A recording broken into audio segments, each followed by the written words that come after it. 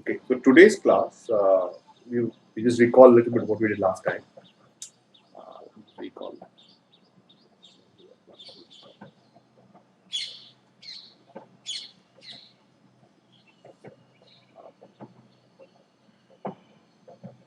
From last time. So what we did last time was the following.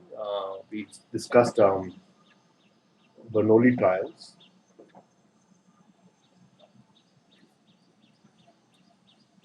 So these were repeated experiments.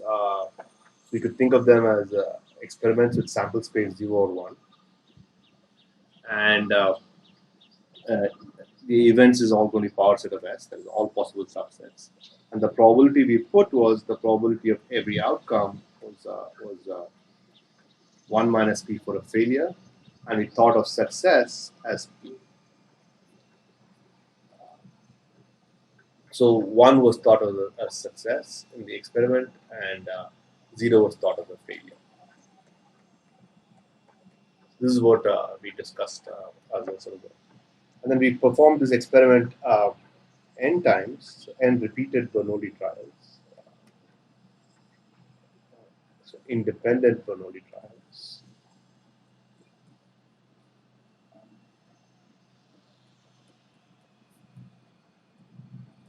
And then we did this, then what happened was the sample space became 0, 1 up to n. And F again was the event space, was again the power set of S. There's all possible subsets. And then we noticed that the chance of K we computed was going to be n choose K, P power K, 1 minus P power n minus K. And here again, K is the number of successes in n trials.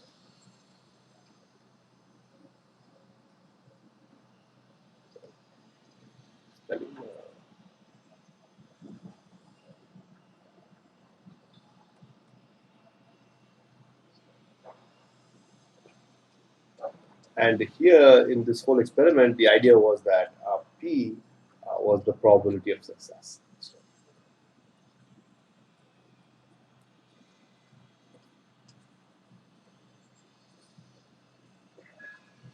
and these were called Bernoulli P distribution. This was called the binomial NP distribution.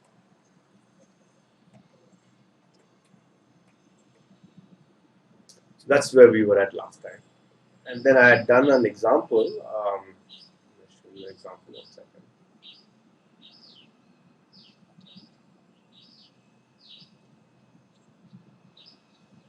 The example I had done was I had this small college, maybe size only n was 1,000, and I wanted to compute the probability that there were at least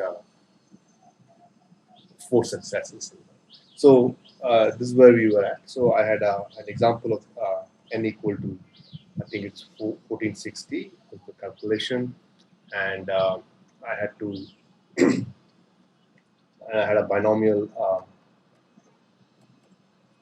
1 over 365. So this P is 1 over 365. So n is n 1 over 365 experiment, and so this is an example last time. Let me just recall the example.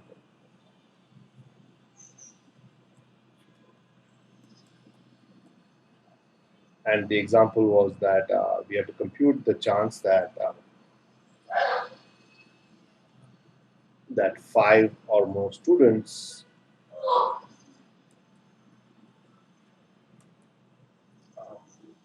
were born independent.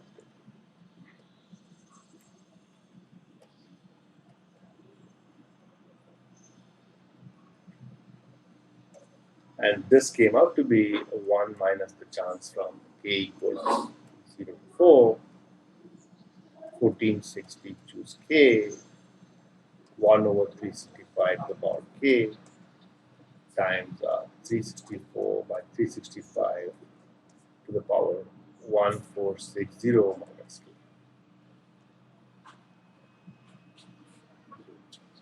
And then the idea, I tried to explain to you that computing these probabilities can be quite hard, can be quite challenging.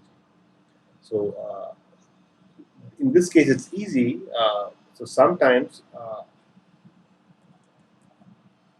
computation can be a challenge.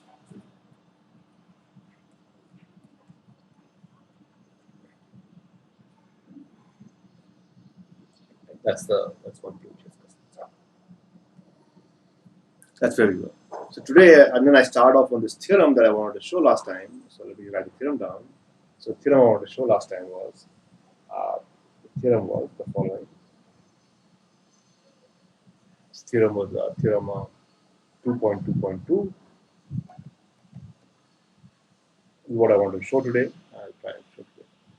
It's the following. So you let lambda be non-negative, k be bigger than or equal to 1, n be bigger than or equal to lambda, and p be equal to lambda by n. So then you define a sub k as k successes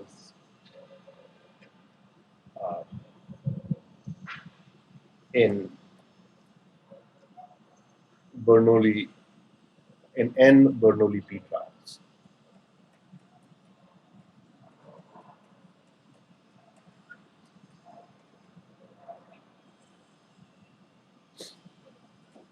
So now, once you do this,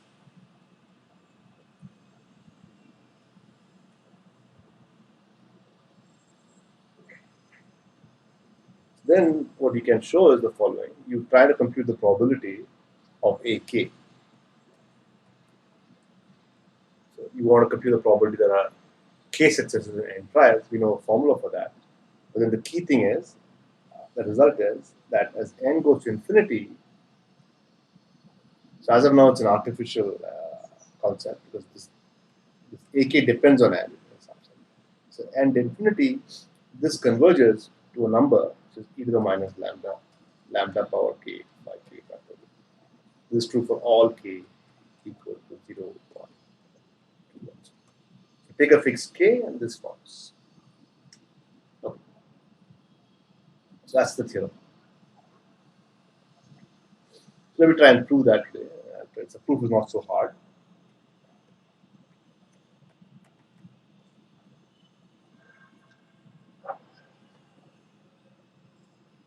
So the proof is the following, that you have to just write the formula down and try and see if the mathematics works out.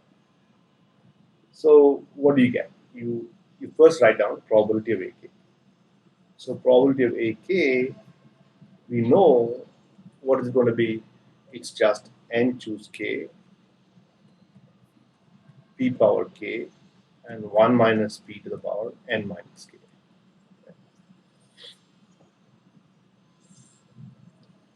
For a fixed k. So take n become equal to 1, n become equal to 1, and so you fix a k.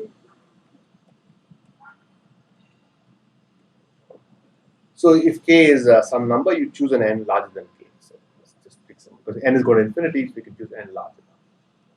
Once you do this, then all it just is just a probability, just a computation in which you have to just keep track of the terms, and it will all come the problem. So n choose k, you can write it as n into n minus 1 all the way up to n minus k plus 1, the whole thing divided by k factorial. That's where they're at. And then I have p is what? Lambda by n. So I have a lambda powered by n, the whole power k, and I have 1 minus lambda by n, the whole to the power n minus k. This is where we are at. Right?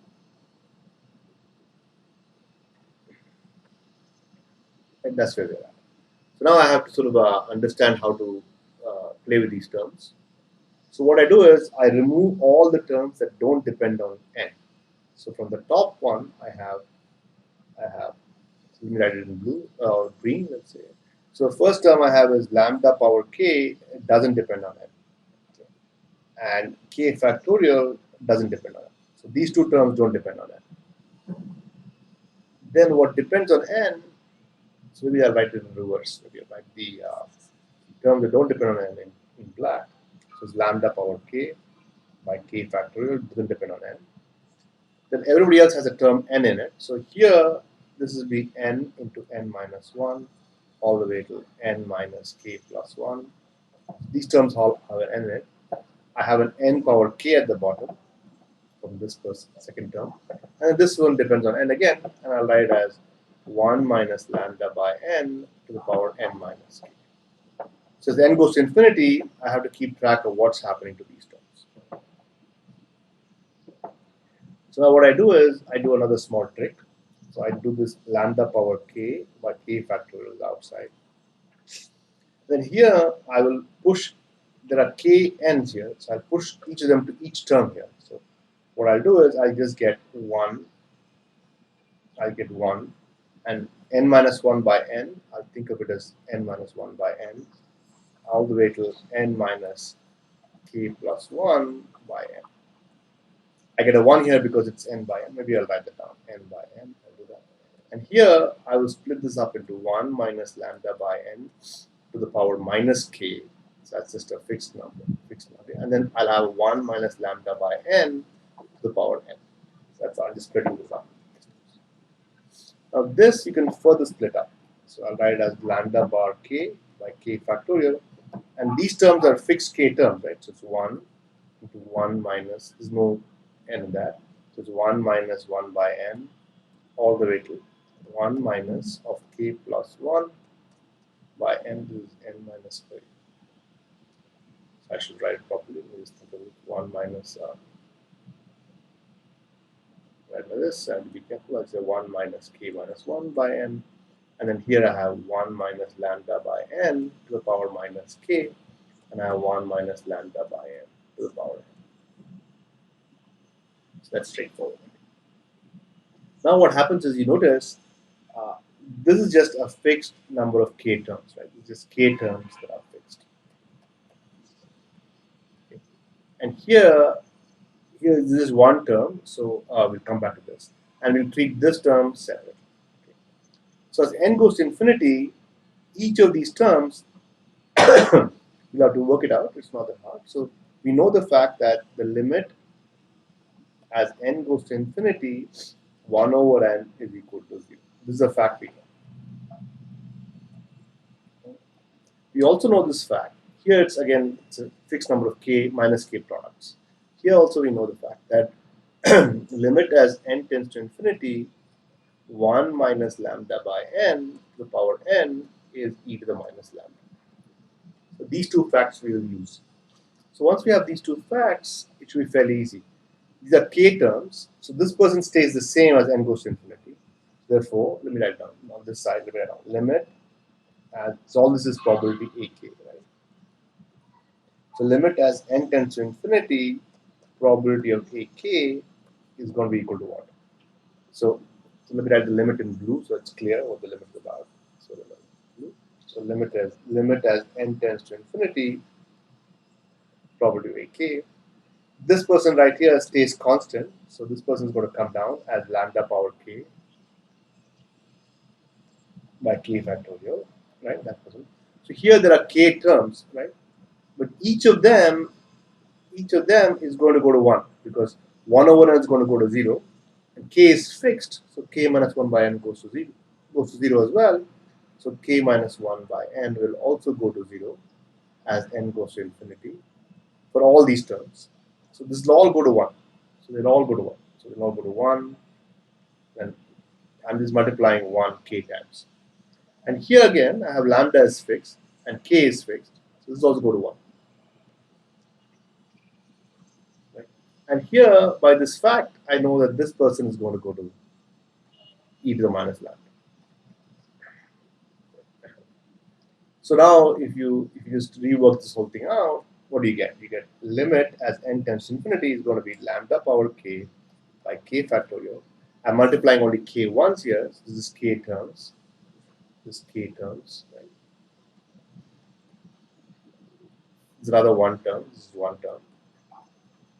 So the whole thing becomes e to the minus lambda, e to the minus lambda. Right? So that's the answer. So we have shown that probability of ak as n goes to infinity is going to be equal to e to the minus lambda times lambda power k by k factorial. So it turns out that this is sort of a very nice distribution. So how could you use it in that example? So we'll come back to this. We have proved the result. So if you go back to the example, so back to the example.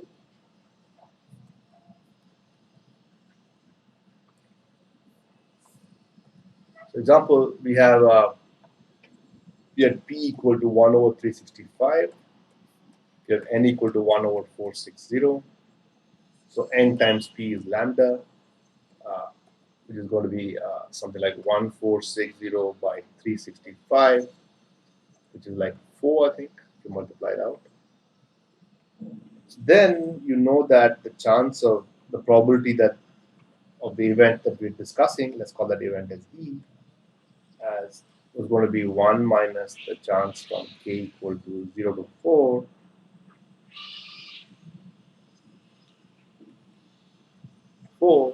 14 choose 460 choose k, and then we had 1 over 365 to the power k, and then we had 364 by 365 to the power 1460 minus k. That's the expression we had. And so now what we do is we use the theorem. We know that as n goes to infinity, all these terms are converging nicely. So we think of this as 1 minus this. Each of the terms was like an AK, right? So it's going to be e to the minus 4 for the first guy. The second guy is 4 e to the minus 4 plus 4 squared by 2 e to the minus 4 plus 4 to the 4 by 24 e to the minus 4. So where I've used each of these terms converge to lambda power k by k factorial and e to the minus lambda. So this term would correspond to, for example, lambda is equal to 4 and k is equal to 1. That's this term. So this term again is corresponds to lambda equal to 4 and k equal to 2. And so on. And so on. That's how it comes out. And this term, this can be computed. You can compute this whole thing. This is one way you can use the theorem to compute this. But it turns out that this is a nice distribution. Let me write this down. So this comes out to the because there's no there's a way to model this distribution, but as of now we could think of it as the Poisson distribution. Let me write that in blue, so headings are in blue. So it's a Poisson distribution.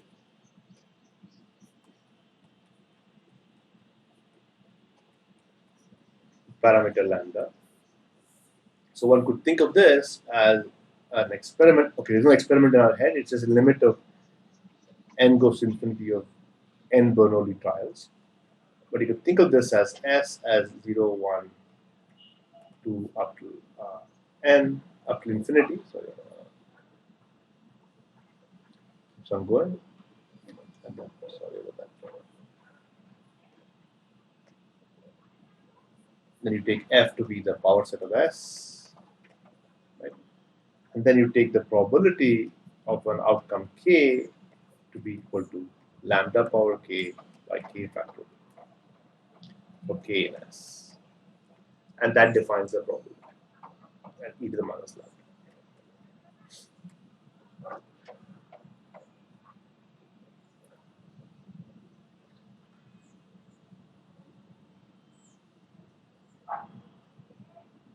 Right. So this is what's called the Poisson distribution, and it's a very powerful tool. And sometimes people just call it as Poisson lambda.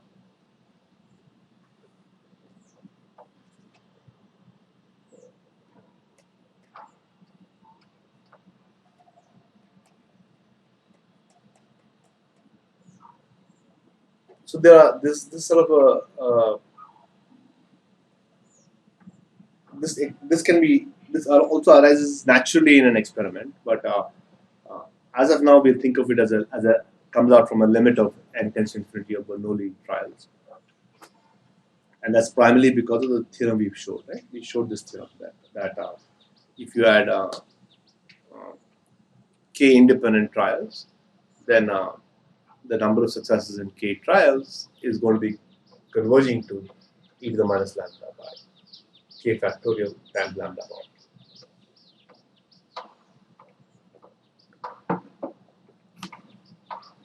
Very nice.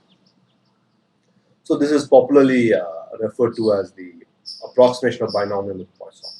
And the main way I motivated it is what I said, it's a computational challenge. That's how I motivate this one. Very nice.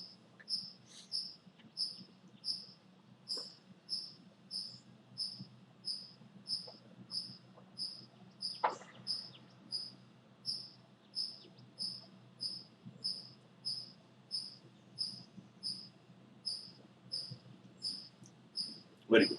So now this sort of idea is for independent trials. So now I'd like to shift a little bit and understand what happens if the trials are dependent in some way. Suppose I have so now if I keep doing n independent trials, then the structure is kind of clear. So let's just wrap up a little bit. So again, so what all have we done so far? We've sort of developed the structure in the following way. So we have n independent, maybe independent light in a different color, so it's sort of clear. So you have n independent Bernoulli P trials. We know what they are. So they are experiments with where each experiment has only two outcomes. Each experiment has only two outcomes: success and failure.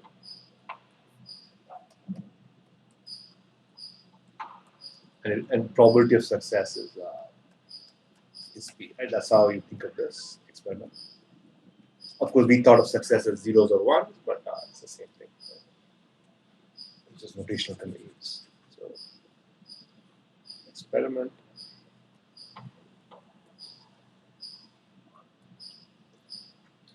And then we said we proceeded to, once we had this, we went to binomial NP, right? We learned about another distribution. And then from binomial, we took n go to infinity and we landed up with Poisson.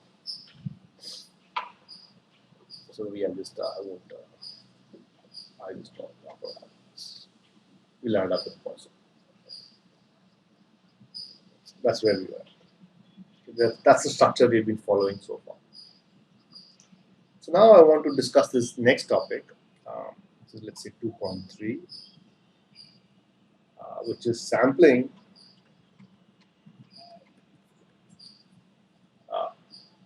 with and without replacement.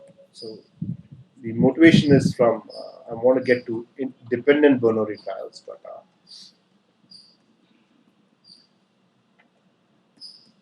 let me try and motivate this.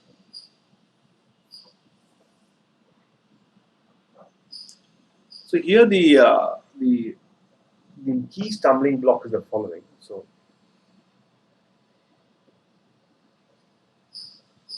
let's say let's imagine a situation where we're in a small town of let's say 5,000 people.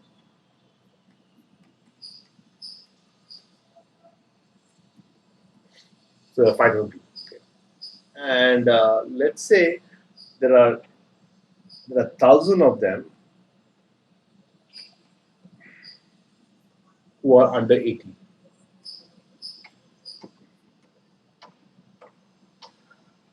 Under the age of 18. Okay, and the rest of them are people who are above 18.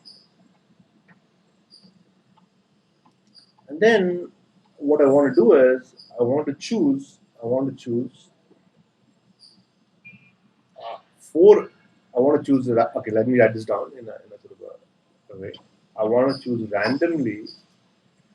Okay, I haven't told you what randomly means. 4 residents. and ask how many are under the age of 4.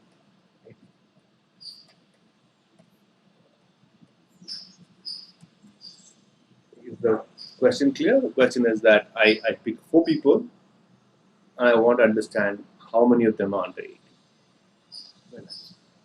That's the question. So now, of course, we have to understand what randomly means. I have not specifically said that. So one thing is that you could do 2 ways. You could pick 4 people in 2 different ways. One is you could pick one person, put the person back in, pick again another person, put the person back in, and so on and so forth. So that's called with replacement. So there are 2 ways of doing it. There are 2 methods. There are 2 methods of doing this. So method 1 is with replacement.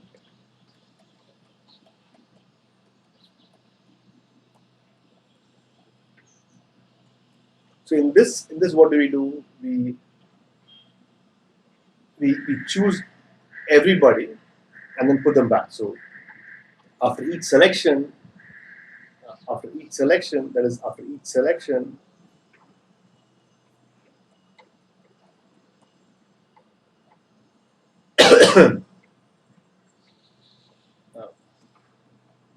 you select again from the whole population, right?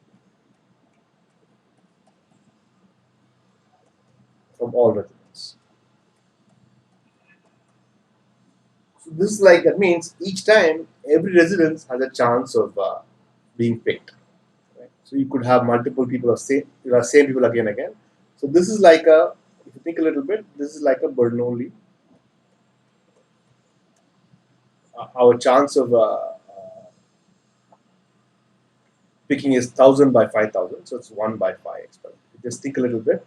This is like a Bernoulli 1/5 trial.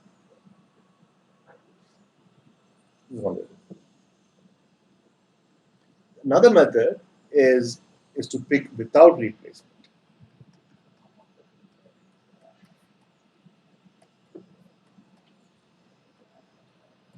That means once you pick a person, you leave the person out.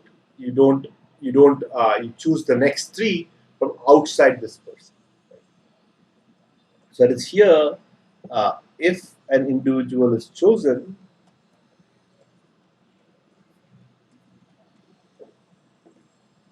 in is chosen, the person is no longer available to be chosen. Person is no longer available to be picked in the next selection or later selection. Available to be selected,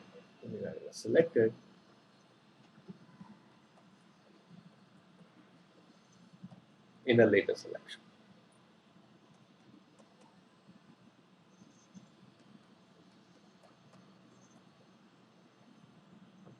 Right? That's the 2 different ones. So here you'll be a little careful now. So here there are 2 different schemes now, with and without replacement. In the with replacement, somehow you're lucky mathematically you get tractable because you're independent Bernoulli trials. So independent. These are independent Bernoulli 5 trials, over 5 trials. And then in the second one, you can't view them independently because the moment you choose one individual, that individual is no longer available for selection. So the idea is that you have to sort of understand that they're dependent trials; they're not independent anymore. So let's just try and see how to sort of solve this problem. So now in both these situations. So let's ask in the first case we know how to solve it. It's excuse me. Let's try and do it in the second case. Let's try and understand. Let's try and understand the example. So let's say example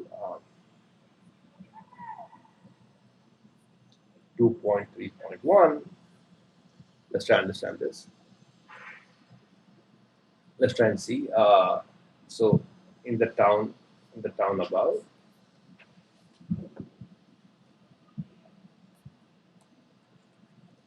let's say, what's the probability that 4 residents selected at random. Let's use the without replacement.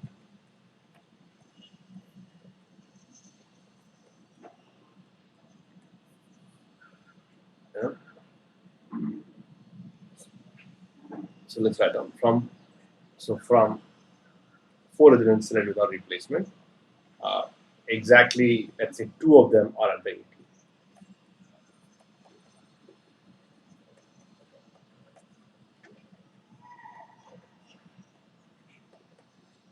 How do I compute this?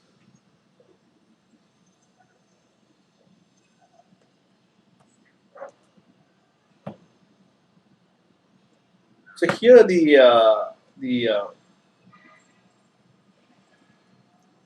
experiment can't be thought of as independent random experiments, but you can do it in another way. So let's see. So let's do the following. So how do I choose 4 residents? Selecting 4 residents from 5,000 residents, right? So that's like choosing 4 people from 5,000. So it can be done in the first. It can be done in 5,000 choose 4 ways. There are so many ways of choosing 4 residents from 5,000 people. So now so then we know, since doing randomly, each way is equally likely. Each way is equally likely. So what we get is the probability of choosing just 2 under 18. So we just say, we look at the selecting exactly 2 residents under the age of 18. Well, how do you do that? That means you have to pick 2 from 1,000 people. So what we had 5,000 and 1,000, right? 5,000. So you have to pick 2,000 people. So can be done how many ways? You pick 2 of them from 1,000, and then you pick the rest from the rest 4,000. So there's a number of ways in which you can pick 2 people, exactly 2 people under the age of 18. Again, since each way is equally likely, you can go back and say the probability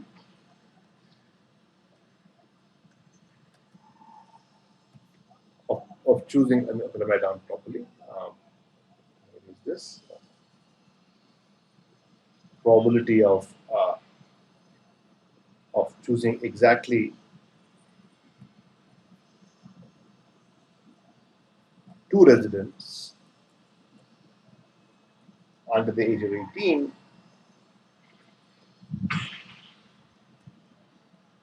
from a sample of 4 in a sample of 4. Where is this? Sorry. In a sample of 4 from 5,000, and the sample is without replacement,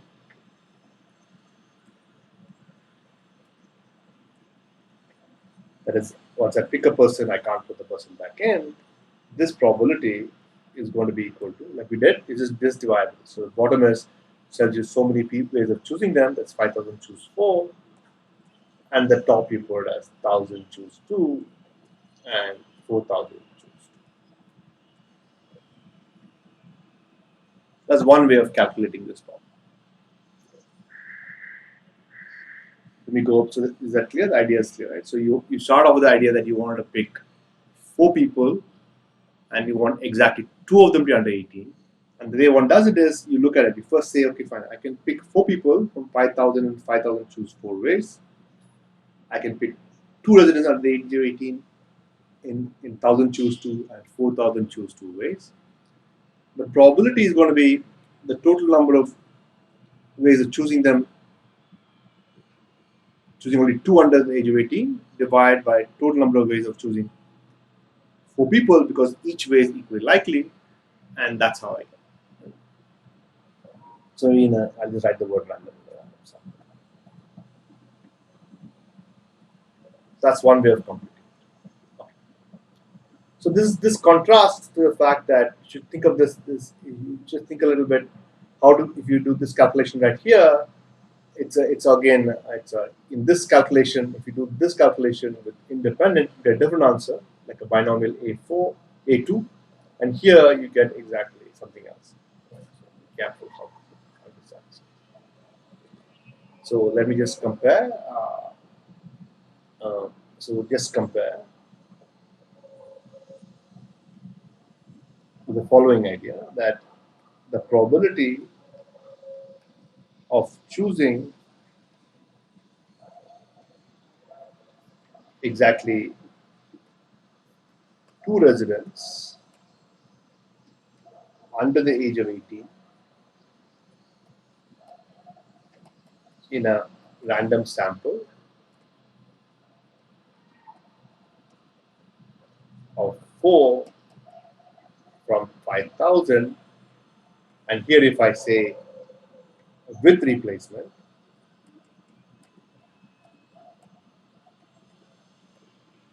that means I have independent Bernoulli trials. So independent Bernoulli trials means the experiment is just a Bernoulli. Let me erase it. The experiment here is just Bernoulli 1/5 trials, right? And that's Bernoulli, and then number of trials is is is 4. So what I'll get is I'll get 4 choose 2, and I'll have P is 1/5 whole squared and 4/5 whole squared. That's a little different answer than the one I got above. So with and without replacement has 2 different answers. Right? So in one case the number of successes is, in both cases the number of successes is 2, but if you do independent trials then you get one answer. Dependent trials you get another answer.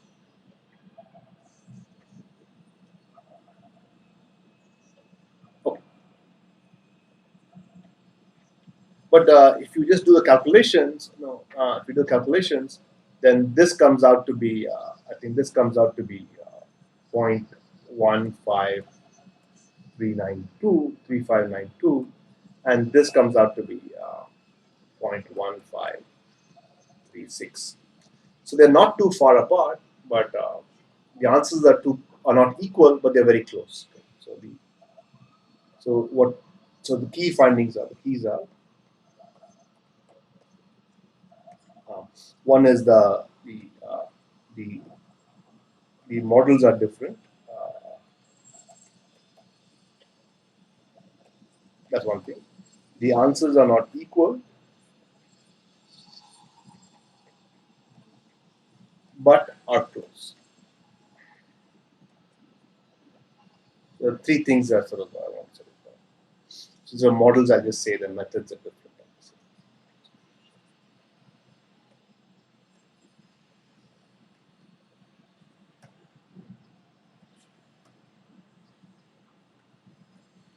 So one is with replacement, without replacement.